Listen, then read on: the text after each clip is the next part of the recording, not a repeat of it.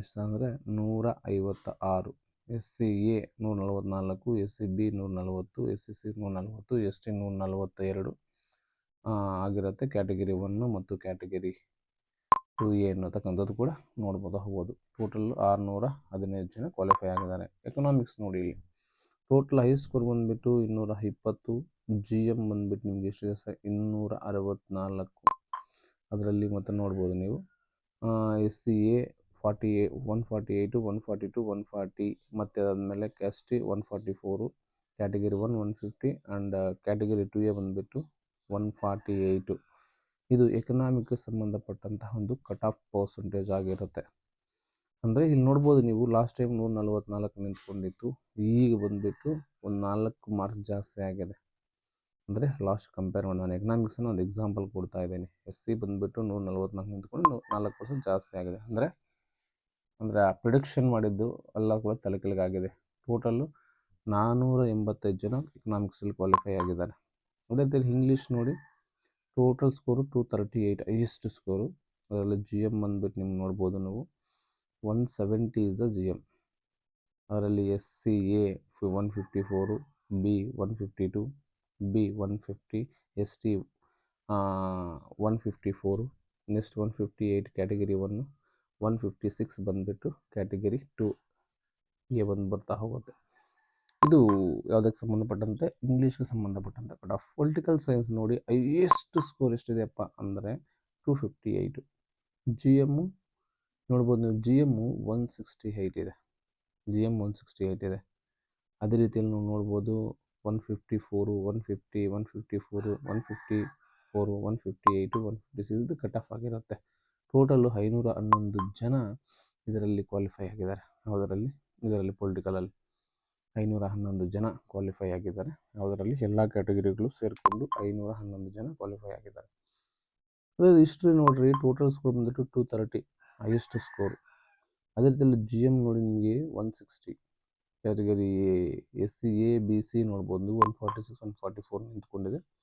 Total ಬಂದುಬಿಟ್ಟು ಹಿಸ್ಟ್ರಿನಲ್ಲಿ ಎಷ್ಟು sir ಅಂದರೆ 683 ಜನ ಈ ಸಲ ಹಿಸ್ಟರಿನಲ್ಲಿ ಕ್ವಾಲಿಫೈ ಆಗಿದ್ದಾರೆ.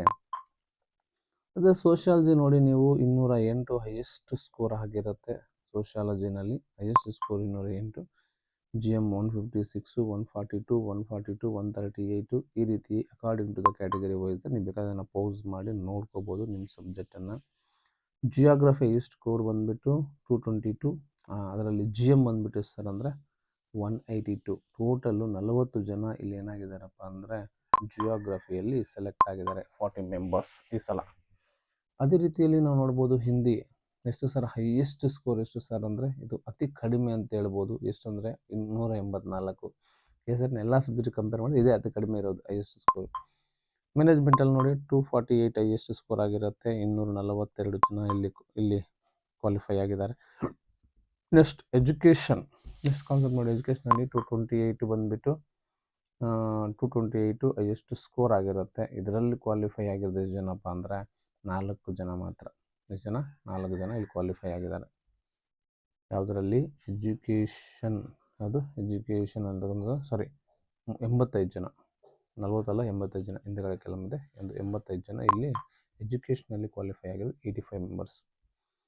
ನೆಕ್ಸ್ಟ್ ಅದೇ ರೀತಿಯಲ್ಲಿ library science and library and information science ಬಂದುಬಿಟ್ಟು 212 ಹೈಯೆಸ್ಟ್ ಸ್ಕೋರ್ ಆಗಿರುತ್ತೆ.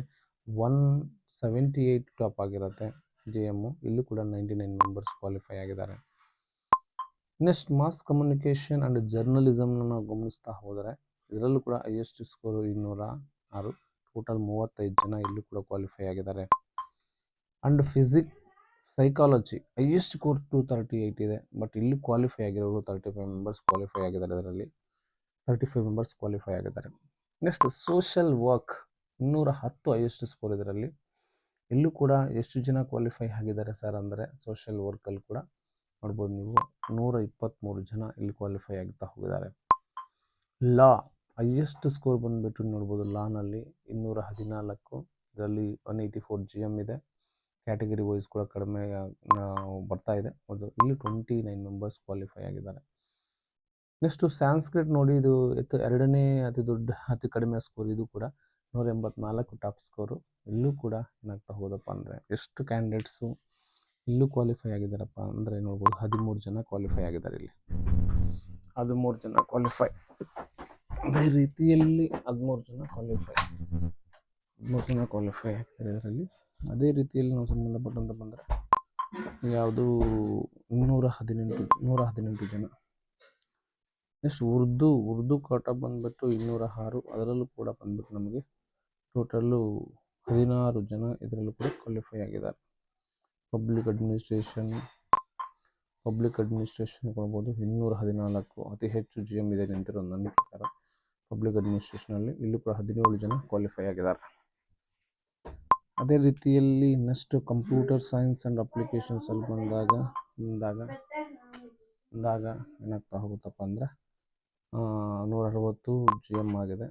ಟೋಟಲ್ ಬಂದ್ಬಿಟ್ಟು 319 ಜನ ಇಲ್ಲಿ ಕ್ವಾಲಿಫೈ ಆಗಿರ್ತಕ್ಕಂಥ ಕಂಡು ಬರ್ತಾ ಹೋಗುತ್ತೆ. ಫಿಸಿಕಲ್ ಸೈನ್ಸ್ PT ಇದರಲ್ಲೂ ಕೂಡ ನೋಡ್ಬೋದು 200 ಇಸ್ ಹೈಯೆಸ್ಟ್ ಸ್ಕೋರ್ ಆಗಿದೆ. ಇದರಲ್ಲೂ ಕೂಡ ನಮಗೆ ನಂಬರ್ ಆಫ್ ಕ್ಯಾಂಡಿಡೇಟ್ಸ್ ಕ್ವಾಲಿಫೈಡ್ ಇನ್ 2025 ಅಲ್ಲಿ 309 ಅಂದರೆ 319 ಜನ ಕ್ವಾಲಿಫೈ ಆಗಿದ್ದಾರೆ. ಆ್ಯಂಡ್ ಮ್ಯಾಥಮೆಟಿಕಲ್ ಸೈನ್ಸ್ ಬಂದಾಗ ಹೈಯೆಸ್ಟ್ ಸ್ಕೋರ್ 210. ಇಲ್ಲೂ ಕೂಡ 156 ಇಸ್ GM ಆಗ್ತಾ ಹೋಗುತ್ತೆ. ಇದರಲ್ಲೂ ಕೂಡ 544 ಅಂದರೆ 544 members are qualified in to the KSET exam. Next ಇಲ್ಲಿ ನೋಡ್ಬೋದು 519 ಜನ ಕ್ವಾಲಿಫೈ ಆಗಿದ್ದಾರೆ ಇದರಲ್ಲಿ ಕೂಡ. ನೆಕ್ಸ್ಟ್ ಬಂದಮೇಲೆ ಲೈಫ್ ಸೈನ್ಸಲ್ಲಿ ಕೂಡ 208 ಇಸ್ ದ ಹೈಯೆಸ್ಟ್ ಸ್ಕೋರು.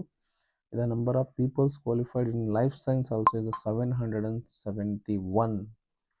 771 ಜನ ಈ ಸಲ ಕೆಸೆಟ್ಟಲ್ಲಿ ಕ್ವಾಲಿಫೈ ಆಗಿದ್ದಾರೆ.